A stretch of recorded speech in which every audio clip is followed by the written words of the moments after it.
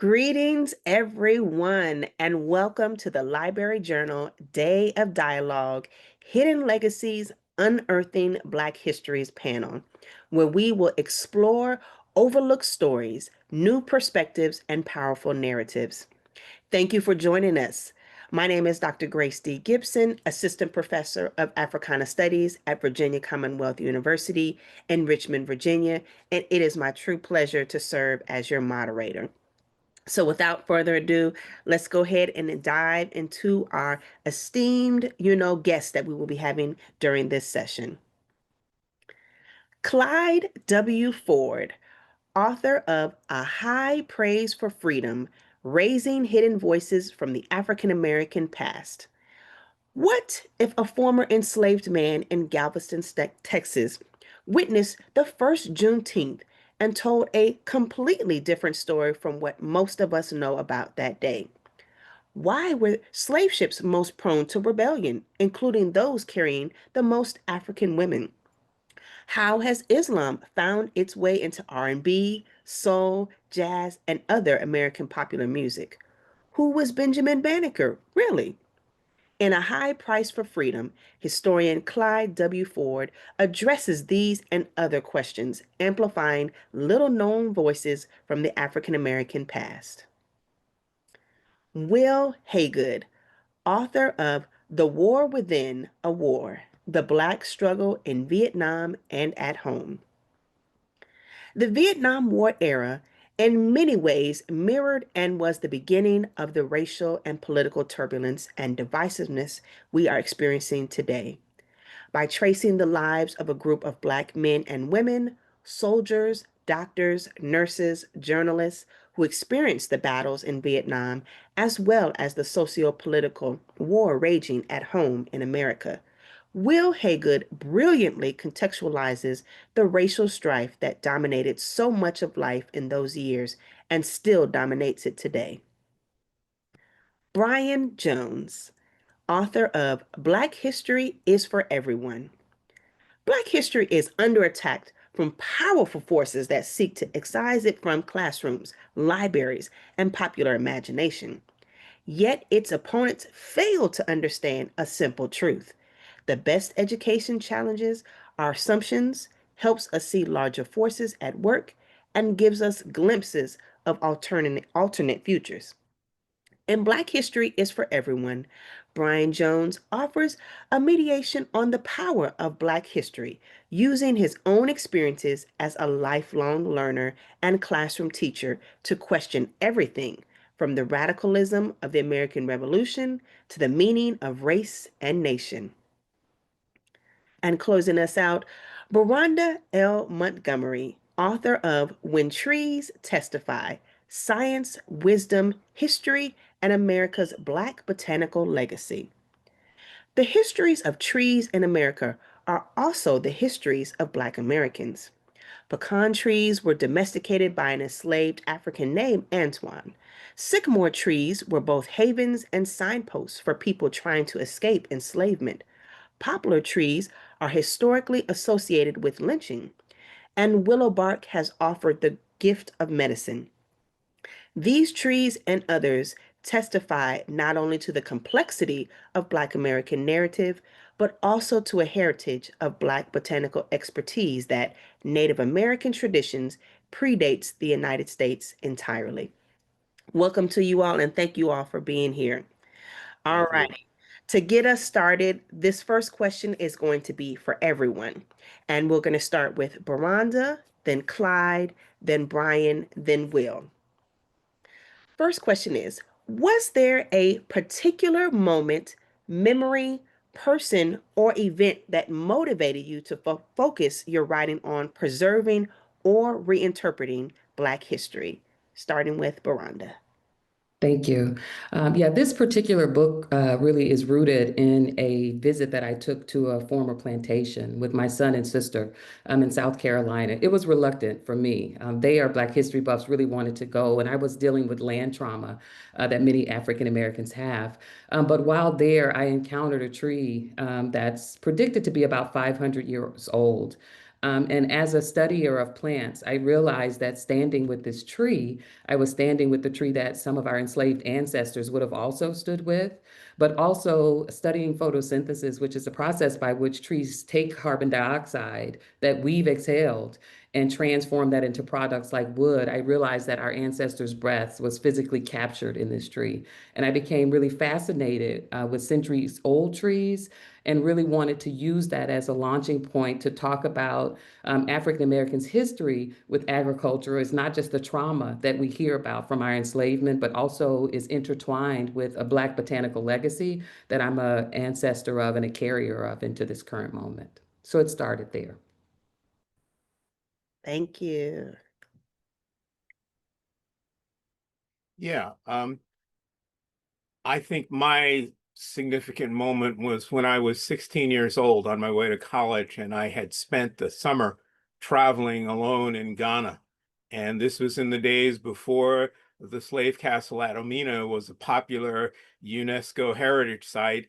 And you got there by going to the town and finding an old man who had an oil lamp who took me down the passageway.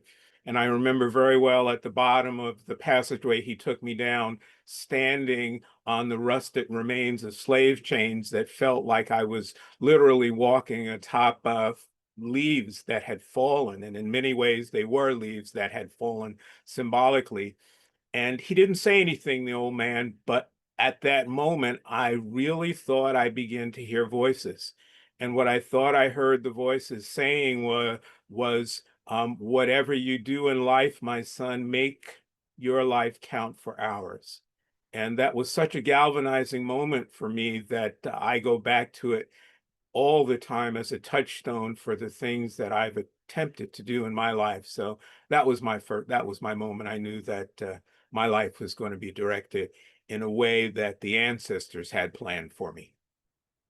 Indeed, indeed. Thank you for that. That was powerful. Thank you for having me. It's really wonderful to be here with you all. And thank you for these questions and opportunity to speak about this book. This book in particular grows out of work that I've been doing with teachers in various capacities, both at my job at the library and also outside of work, helping teachers learn and teach Black history in various modes, and especially working with primary sources.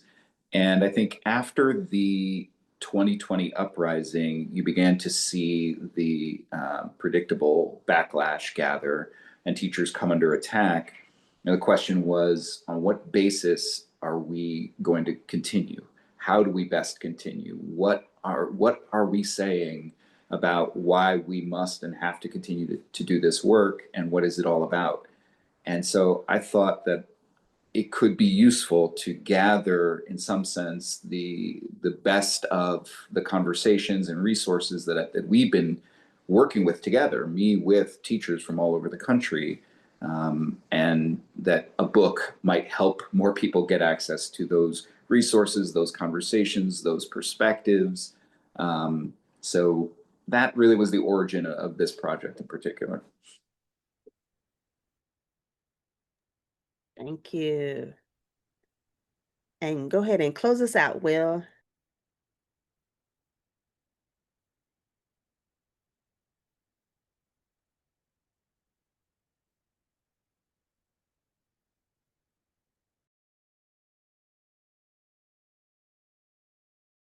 I hope you can hear me now.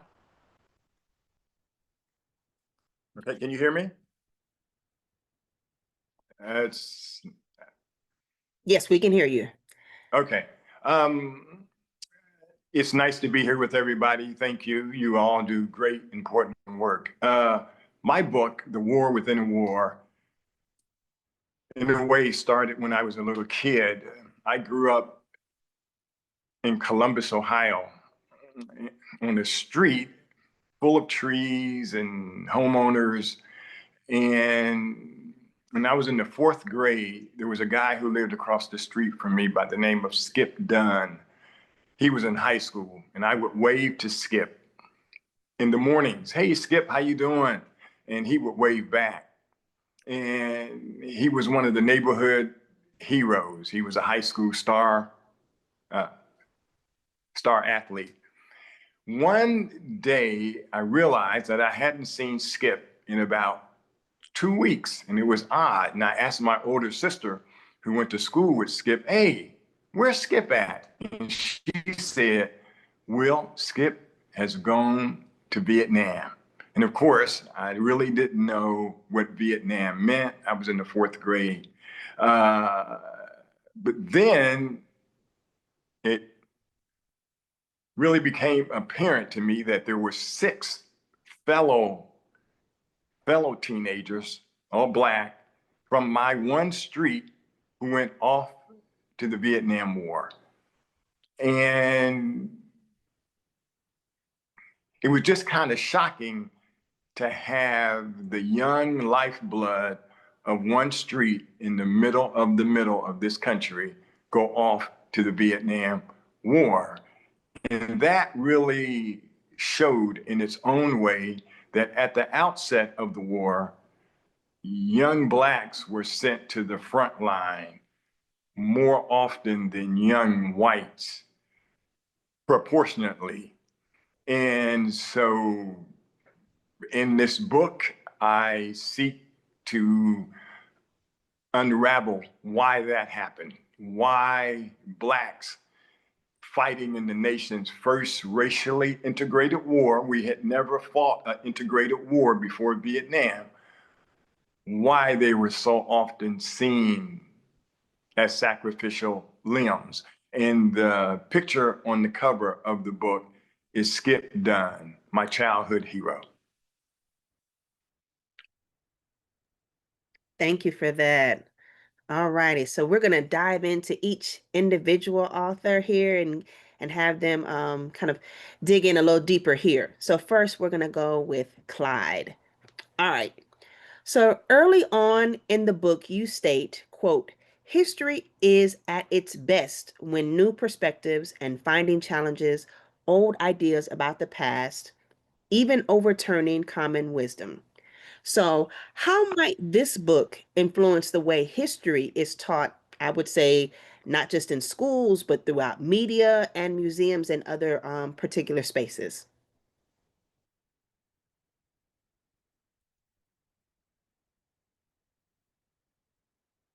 Oh, we want to get you off mute there. Don't want to miss it. There we go. I just wanted to say thank you for the question, Grace. It's a wonderful question. And I also want to thank the other panelists whose pleasure it is I have to be with you. And in writing A High Price for Freedom, I really got the idea when looking at Juneteenth. And I think it's a good example of what the book is about. I mean, a lot of people, and I would say most people, Black or white, think they know what Juneteenth is, that Juneteenth is a holiday that celebrates Blacks in Galveston, Texas, finally learning that they're free. When I looked at the actual facts of Juneteenth and found an interview with a man who was in Galveston and then interviewed at 92 years old. In fact, his name was Felix Haygood. Don't know if it's any relative of yours, Will, but Felix Haygood was an enslaved man. The story he told about Juneteenth was 180-degree difference from what the popular wisdom of that story was. And I said to myself, you know, folks need to know about this because this is source material. And yes, you may want this holiday to celebrate Blacks hearing the word, but you know, Felix Haygood said in that interview, we knew all along what was going on. There was newspapers back then, just like there is now. And that got me questioning, what's the real story of Juneteenth? And the real story of Juneteenth is not about dumb Black folks learning from this white general that they were free. They already knew that. The real story about Juneteenth is about a white general coming and telling white folks, you got to stop enslaving and killing Black folks. And that got me thinking, what are we celebrating here? Are we celebrating a Black story Or are we celebrating a very perverse white story? And that unraveled so much of the story of Juneteenth and the background of Texas, and how Texas was really looked at as a haven of white supremacy, and how slave owners in the South forced their slaves on a very long march called the Second Black, I call the Second Black Trail of Tears, to Texas, because they thought even if the Union won, they could simply go to Texas and collect those slaves afterwards. And Granger was there to say, no, that's not going to happen. So that story is never told. Also, the story of African Americans being freed by the Emancipation Proclamation. Very few people actually have read the Emancipation Proclamation. If you read that document, you will realize that after the Emancipation, you couldn't own slaves in Mississippi, but you could own slaves in Massachusetts. The Emancipation Proclamation didn't free slaves. It simply was a psyops move for the Civil War that Lincoln put forward to say, look, if you're Black and enslaved within the South, within the Confederates, then you're free. But didn't do anything for Northern slaves. So these are stories that they need to be told, because I think it's important for us, African Americans and others, to know the truth about history, so we don't end up, as we are doing now, stepping right back into the same traps and finding ourselves in the same conundrums. And I just want to end by saying, I never thought that writing about Black history would put my life at risk. But I have to say, I am proud to be with all of you folks on this panel, because we are doing something which goes against the grain of the current political climate. And therefore, we are literally putting ourselves at risk by doing the good work that we're doing. So I want to applaud all of you and say how much I appreciate being with my fellow brother and sister revolutionaries simply by telling the truth. Thank Yes, you. indeed. And truth telling, it's, it can be healing, and it can really truly set one free. So, thank you for that. And yes, I'm gonna just keep saying thank you to you all, because like this is very near and dear to my heart as someone who's in Africana studies. So yeah, just thank you for being able to share these stories, ones, known and not known, and giving clarity as well. All right. Will, it's about you now. So, visibility seems to be a common thread for your books, especially specifically in this book. So, how does visibility or lack thereof shape public perceptions of Black soldiers' contributions, their suffering, and moral agency? Okay. Now, do I have to mute again? Or can you hear me? Oh, we can hear you. You're good. Okay. Um, I had the profound opportunity to interview former Secretary of Defense Lloyd Austin uh, during his one and only term in office. And he had relatives who served in the Vietnam War.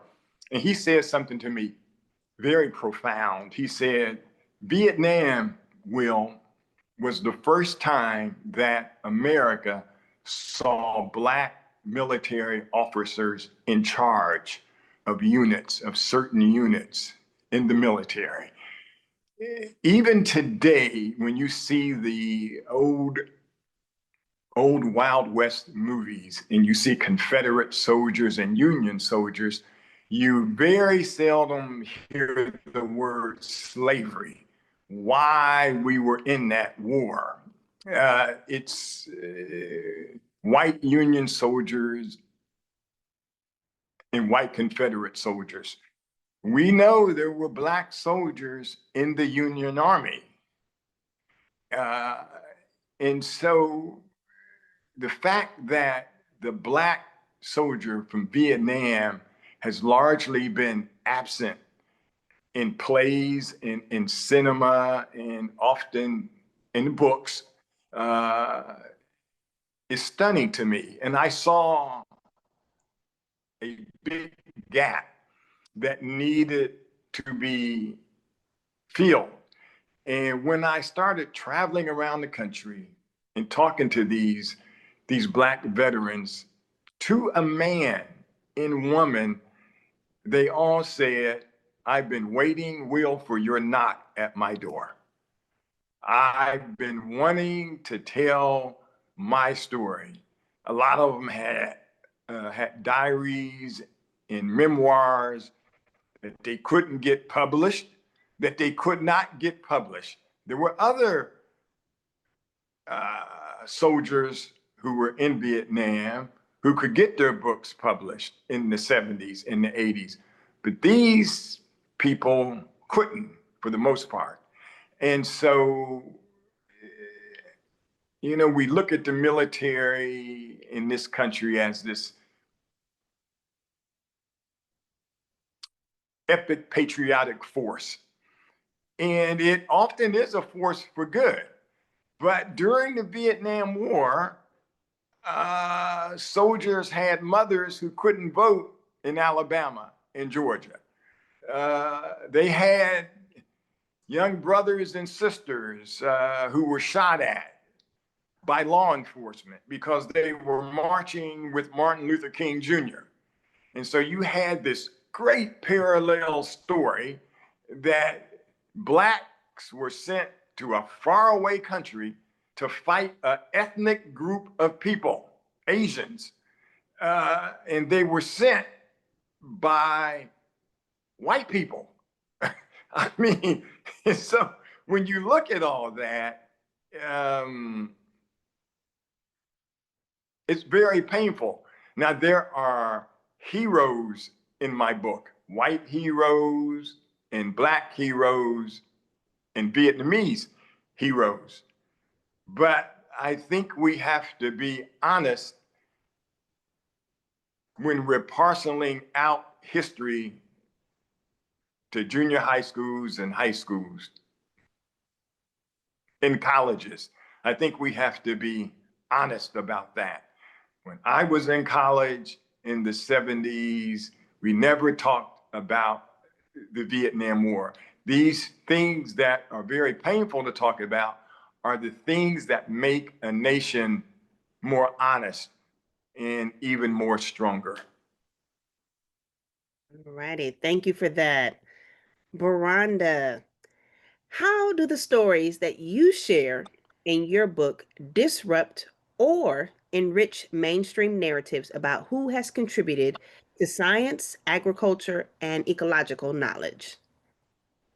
Thank you for that question. It's a real honor to be in conversation with you all. I hope that it both disrupts, because I am a disruptor in many ways, but I hope it also enriches. And I think that we need to disrupt the narrative that the largest contribution that enslaved people made was their physical force, their kind of brute force in terms of agriculture and other aspects of their lives. And many of the advances that this country made in agriculture were really founded on agricultural expertise that came with people who were captured in Africa and enslaved here in the US. And so we know much of the advances that were made with indigo and rice, even cotton and other industries, were because of expertise, indigenous expertise that these individuals had from their homelands in terms of not just growing and harvesting, but also being able to use water effectively. And it's, you know, one marker of that is the fact that individuals, women who had a lot of expertise in the rice industry, there were women who were valued the same as men, which was very rare, right, in terms of that. And that was because of the expertise. And so I think we have to disrupt this idea that we came here and we're simply used for our physical force, but there is a deep agricultural expertise. And I say to people that even though I'm a first generation plant scientist in many ways because of being the first Black woman in many of the programs that I was in, first Black woman professor hired, I am not a first generation botanist. I come from multi-generations of expertise of botanists, though they didn't have this kind of formal expertise. And I carry that very proudly. So I think claiming this, part of the way that I came to this was trying to reclaim my own Black botanical legacy and to fight against the idea that I'm a first generation unicorn of expertise. I'm descended from many generations of expertise. My mother herself was a botanist, though not a formal one. And so I'm not even a second generation botanist. So really trying to disrupt that narrative of who we are as a people in terms of our expertise, and to add specifically in terms of providing specific stories and names of individuals. You know, as a part of writing When Trees Testify, I looked into my own family tree and was able to see in many census reports that some of my own ancestors were farmers. They had gotten to the point that they were botanists. And so I really hope that we are disrupting a kind of singular narrative. We certainly need to acknowledge the trauma and tragedy of enslavement, but not to lose the fact that we weren't just mere bodies, we were minds with expertise that are really at the founding of a lot of the wealth of this nation. For better or worse, the wealth of this nation. So disrupt and add to is what I hope to do in my work. Excellent, excellent. Thank you. All right, Brian. In your book, you combine personal memoir, historical scholarship, and analysis of education policy. So, what effects do these different forms have when they're woven together? Well, I hope they make the book more interesting to read. That was certainly what I was going for, taking a little bit of a risk and making it personal and telling stories from my own upbringing. And then I started to get curious about my family history, and kind of brought them into it, building on genealogical and archival work that other people in my family had done. But first, before I answer that question, I just have to say, this is really fun. I could just listen to you three talk. We're really all out of excuses. There's so much to know, and there's so much great work out there that people who are curious about Black history just, I mean, we just have to get busy reading. There's so much. I'm trying to keep up with it as best I can, and so part of what I'm doing in this book is sharing my own journey, learning, and things. As I said, I've been working on with teachers, but in some ways, my subfield is education history. And so the fun of that is it's very relatable. Most people have been to school. They know something about that institution. And so to think backwards in time about that institution, how it's changed, how people fought for it and in it, is something that people can grab onto. And what I'm trying to do is show how my family's history intersects with the broader story of Black history, including Black education history. Some of the high points in the book are, I think, surprising to most people, but are pretty well established in the literature. The revolutionary nature of the period of Reconstruction, especially radical Reconstruction, and the incredible speed with which Black people built schools in the South. And really, you could argue the first public schools, because we were barred from the so-called public schools in the North. But the public schools that we built in the South, white kids could go to. So, you know, which ones were the real public schools? And then thinking, though, about the way that both of my parents grew up in what we would today call segregated, all Black communities, all their teachers, all their classmates, and they loved it. And they remember that fondly. And there's all this research now about these historically Black high schools, these storied institutions with brilliant scholars leading them. My parents experienced that, but I did not. And I grew up in what we would call integrated schools, where, you know, as I shamefully admit in the book, I cringed when Black history came up as a topic, because it was not the bold and beautiful stories that you all are talking about. It was a cringeworthy story. And so I struggled to learn Black history on my own, really, and with colleagues and friends and fellow activists as I grew up and as an adult. And then, you know, started looking for Black education history stories everywhere. My first book was about the Tuskegee student movement. My dad went to Tuskegee. And then I was working at the Schomburg Center. I mean, just an amazing place to get to work. And in my first weeks on the job there, I found this document of the Harlem Black Panther Party and how they were planning educational activism in Harlem. And, you know, I mean, just everywhere you look, the question of learning, the obsession that we've had really with learning and equating learning with liberation runs like a red thread through Black history. And so I'm telling a lot of stories and ultimately in some ways trying to answer a question about why my education looks so different from my parents. What happened to those storied Black institutions and those Black educators and those Black schools? And did it have to turn out the way that it did? Probably doesn't surprise you that I argue that it didn't, but I hope that by weaving my putting myself in the story. I'm taking a risk, but I think it makes it for a more interesting story. And I think these are all risks well worth it, especially when, as we go back to what Clyde originally said about that truth telling. So, yes, we're going to just continue to be risk takers. And, in the end, we're going to all benefit from it. All righty. Beronda, we're at you again. So I was really intrigued when I read about Harriet Tubman's relationship with apple trees. Talk about like mind blown. Um, can you talk a little bit more about the significance and the consumption and sharing of apples, particularly as the symbol of freedom? Yes, I thank you for that question. I love this story because the way I came up on this was quite fascinating. So I had been writing about apple trees because of their association with the first Black township established in New Mexico, a town called Blackdom. And they were successful because they were able to cultivate a number of plants, including apple trees in the desert.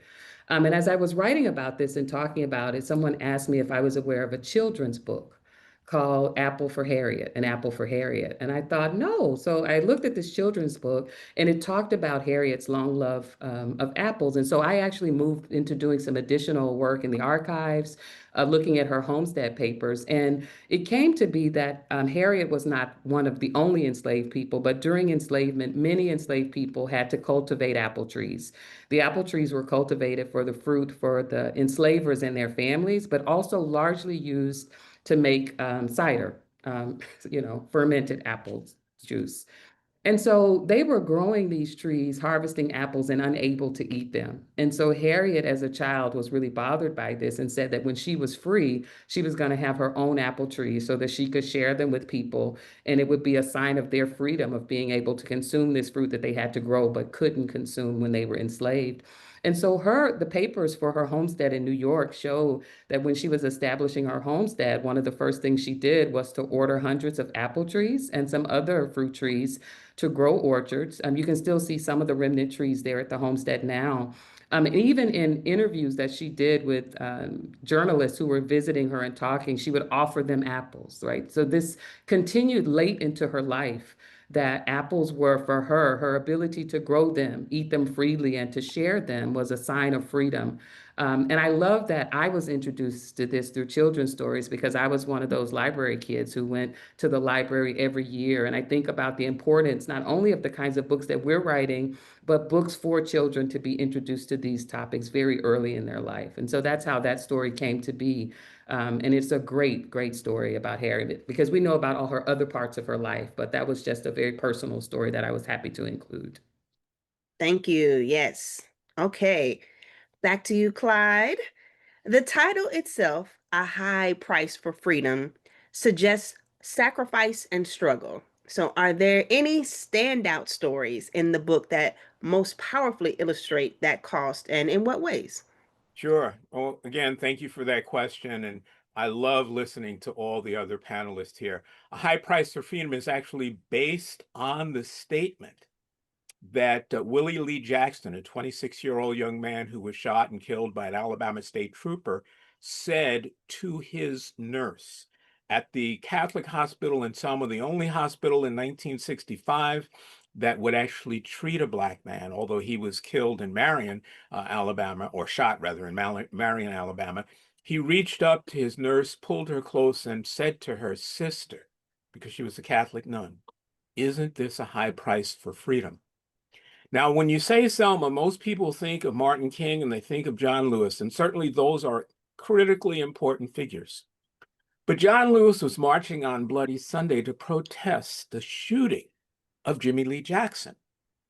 And Martin King was in Selma for the next Tuesday's march, and then the next march, which is the famous march, in large part because of Jimmy Lee Jackson. Yet nobody knows Jimmy Lee Jackson's story. They know the picture of that iconic march over the Edmund Pettus Bridge with Martin and Coretta arm in arm, and Ralph Abernathy and his wife and Ralph Bunche, and that's what people focus on Selma. I wanted to tell the story of how that march really started. And that march started when Jimmy Lee Jackson, driving to Marion, Alabama to pick up his grandfather, Cager Lee Jackson, and to pick up his mother when he was shot because his parents were attempting to register to vote. That's the real story behind Selma, and telling it, for me, I love history when you tell it from the ground up and not the top down.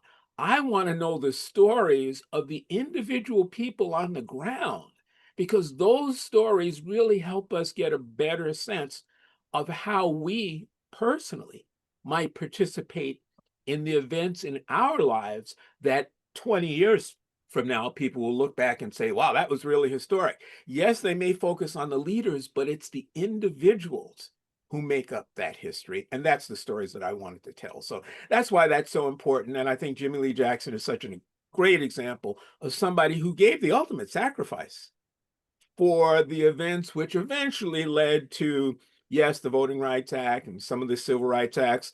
Although in a sad way, I look at what's going on today and I say, oh my God. He gave his life for the very things that our institutions of like the Supreme Court and the Justice Department are working overtime to pull back, to retreat from.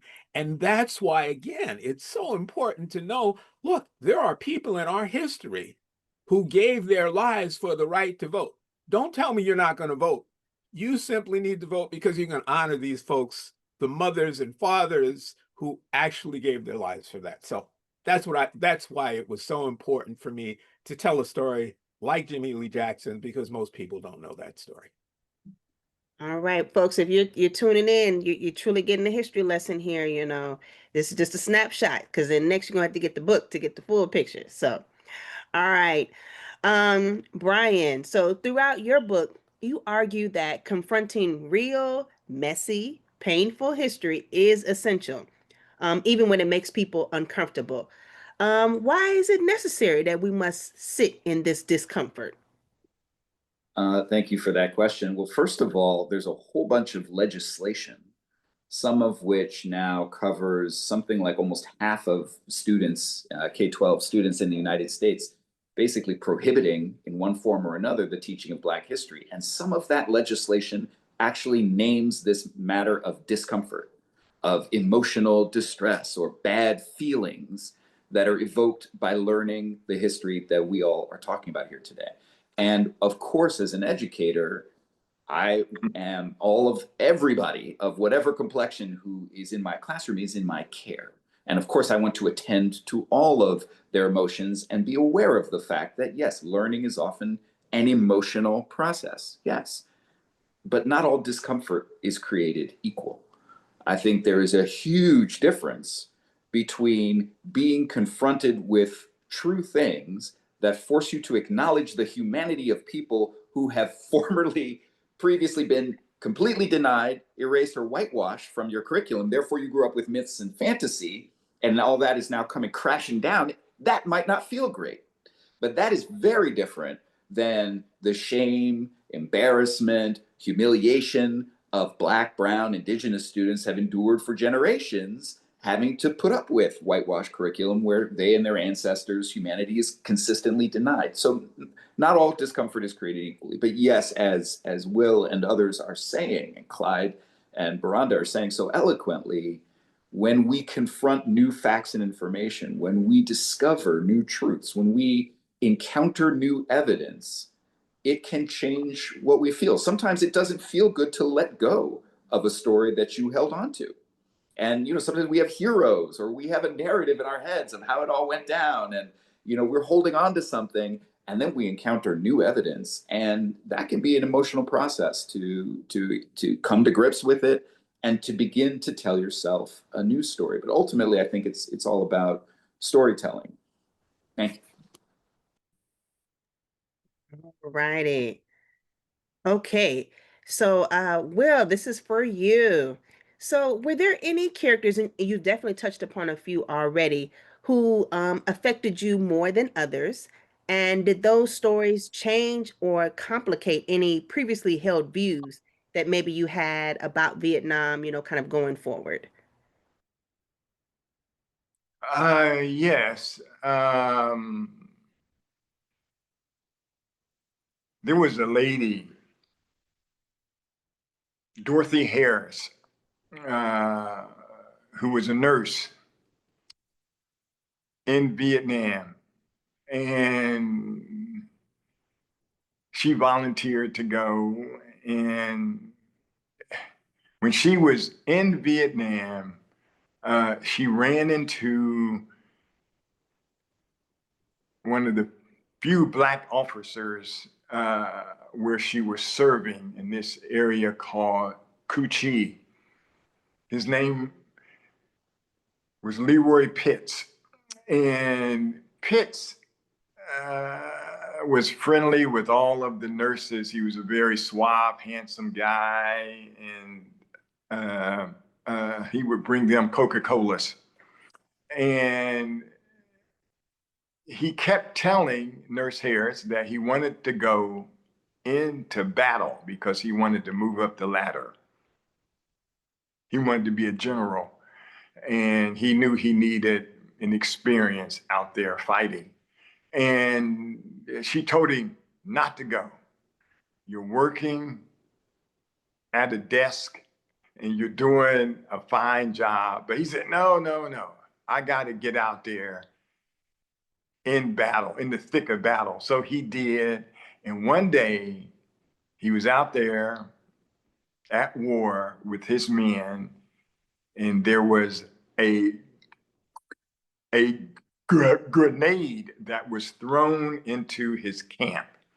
So he was going to die, him and his 15 men right then. Somebody threw it. He jumped on the grenade. It malfunctioned. It didn't go off. It was a miracle. Everybody survived. That night, his men, white and Black, were sitting around saying, we have to nominate Pitts for the Medal of Honor. Lord have mercy, we have to nominate him for the Medal of Honor. Pitts didn't want to hear such talk. He went to sleep, and then they continued fighting wars over the next 2-3 days. On the fourth day, he walks out of his tent in the morning, and a mortar shell hits him right in the head, and he dies. Leroy Pitts, who would have given his life for his men a week earlier, now has died. When Nurse Harris found out about it, she was heartbroken. She got out of the military. She moved to San Francisco, and then she moved to Cincinnati. Life goes on. She can't sleep at night. She tells her counselor that she thinks she has PTSD, and that she needs to do something. She said, I need to go see Leroy Pitts. And then the counselor said, well, he's dead. And she says, yes, I know, but I need to go see his gravesite. So she goes out to Tulsa, Oklahoma. She drives by herself in 1979. She goes to his site and she kneels down and she says a few words. Then she asks where his widow lives in town. She finds Mrs. Pitt's street address in Spencer, Oklahoma. And she walks up on the porch, the same porch that the two military officers walked up on years earlier to tell Mrs. Pitts that her husband has been killed. So Mrs. Harris, the nurse, is sitting with Mrs. Pitts, and these two women, these two Black women, bond. And they talk and they share stories about Pitts. And it's just a lovely, very beautiful moment. And the story has a happy ending in a way. Leroy Pitts, in the end, was invited to the White House to receive his Medal of Honor. and Dorothy Harris and Mrs. Pitts are in touch with each other weekly now. And I just think that's a lovely story that came out of a horrific war, and it has stayed with me. And see, this is why more stories like this need to be told. So as we get ready to close out, God, I wish I could be with you all forever. This final question will be for everybody. And so with this one, it will be I have Brian to go first, then Will second, Clyde, and Beronda will close us out. So in this last question, I want to ask you all, um, how do you hope, or what do you hope your role of storytelling will play in this reclaiming and or reimagining of Black history and Black stories? And so how is it that the role of storytelling in your work will play a role in reclaiming or reimagining and or reimagining Black history and Black story? So we'll start with Brian, then Will, then Clyde, then Beronda. Well, one last thanks again, and I'll be quick to save time for the others. Part of what I'm trying to do I feel like I've had an embarrassment of riches that I've had access to, archives, colleagues, books, and I'm trying to share it all in my book and kind of drop the breadcrumbs, the websites, the resources that I've used or that I've contributed to. And so I'm hoping that in my book, I'm sharing all of those resources. And one last thing I'll just say is that while most of my book is about kind of North American stories, my own family history in North America, which goes back a couple hundred years on both sides, there is one exception, which is the third chapter, which is about the Haitian Revolution. And I put that in there in part because just thinking about it so much, getting obsessed with it, and realizing that its absence is a real problem in our classrooms, given its importance in global history. And I was speaking to a teacher a few years ago who was like, yeah, I know it's important, but it's too complex. I can't teach it. So I thought, okay, let me take this on and try to just go down a rabbit hole and read everything I can and get as close to Haitian sources as I possibly can and give educators something to hold on to when they're trying to bring this story, including some archival materials and others that and resources that people can try to bring this really, really important story that really changed global history, rewriting the history of nations, turning over the rules of race, and certainly setting the world on a path to abolition. It continues to inspire me, and I hope it inspires others. And I hope more people try to wade in and teach it in their classrooms, because all students deserve to know that history. Thank you.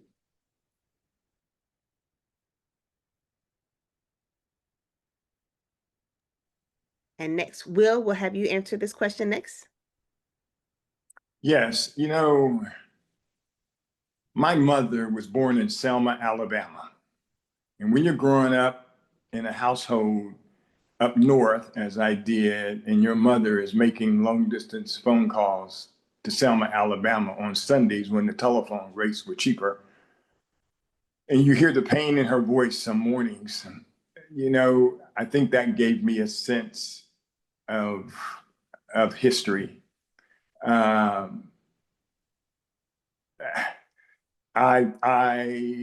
once wrote a book about a butler, a White House butler.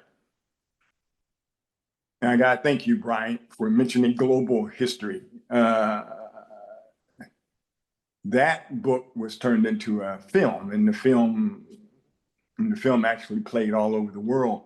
But that small book that I wrote about that White House butler has been translated into 15 languages. Last year, school children in China were assigned the Butler book that I wrote. School children in China. And so storytelling, artists, film artists, writers, storytelling, the things that we do, I think are going to play a part in saving this country. We will be saved. It's a war. It is a battle of words and certain policies, but as long as the writers can keep forging ahead, can keep doing the research, and keep doing what we do, then there is hope. There is hope. It really is. As long as we keep doing what we do, and going that's going forward. That's what we have to get up, have to find the stories, have to tell those stories, have to write those stories, have to write the plays and the books and the short stories and the poems and the novels. We've been here before. We will plow through this moment, and we will keep on keeping on. All righty, and Clyde. Story is power. It's as simple as that. Whether it's the stories that the shamans told around the fires in Africa, or the stories that all of these panelists are now trying to tell about our history. Story is power, and we know it's power because the forces that don't want us to tell those stories are creating their own stories in this vacuum, or in creating this vacuum and then inserting their own stories. Ours are based on facts and history and sources. Theirs are based on what they would like people to believe. So this is really a question of us claiming power through the stories that we tell. Whether those stories are in books, well, just as Will said, in movies, whether those stories are listened to on the radio or read on the pages or viewed on the little or the small screen, story is power, and all of us here are attempting to reclaim the power of the African American story.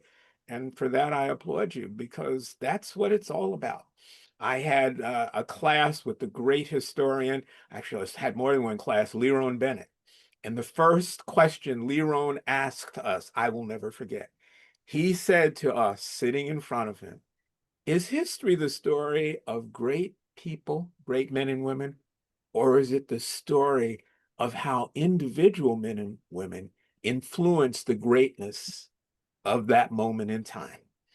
And I remember how important it was for Leron to tell stories. And he was really, he was my hero. You read any of Leron's books, it is history as story, and that's what allows people to connect.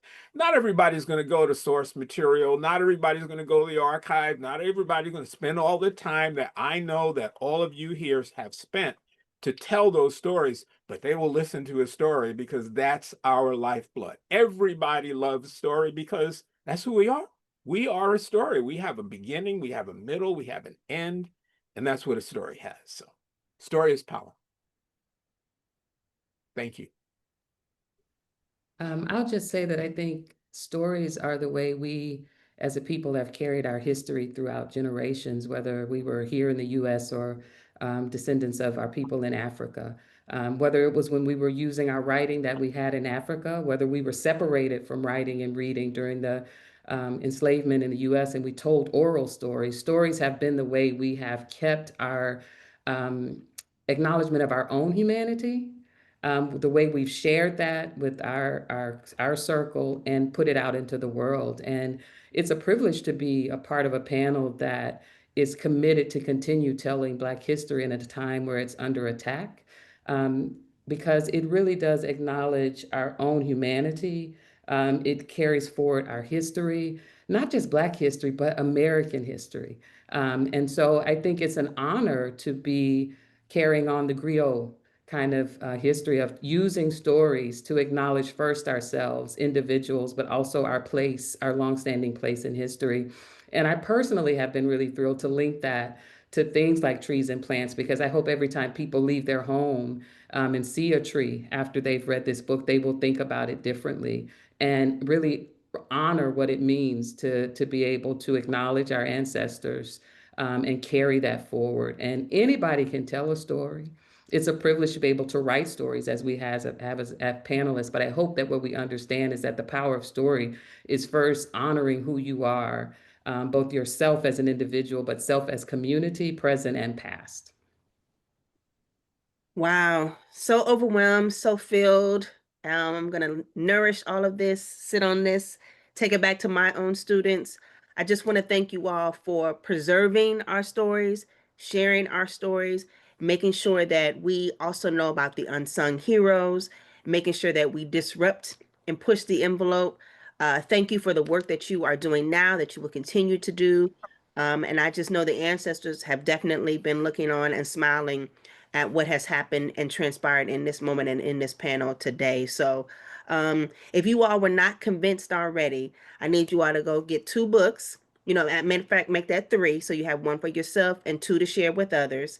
And and I want to give a special thanks to our amazing panelists, also to the librarians who have tuned in today, and just for being here in this session. Thank you so very much. Thank you to you all, and hope to see you all again in the future. Thanks, everyone. Thank you, Thanks, Dr. everybody. Gipson.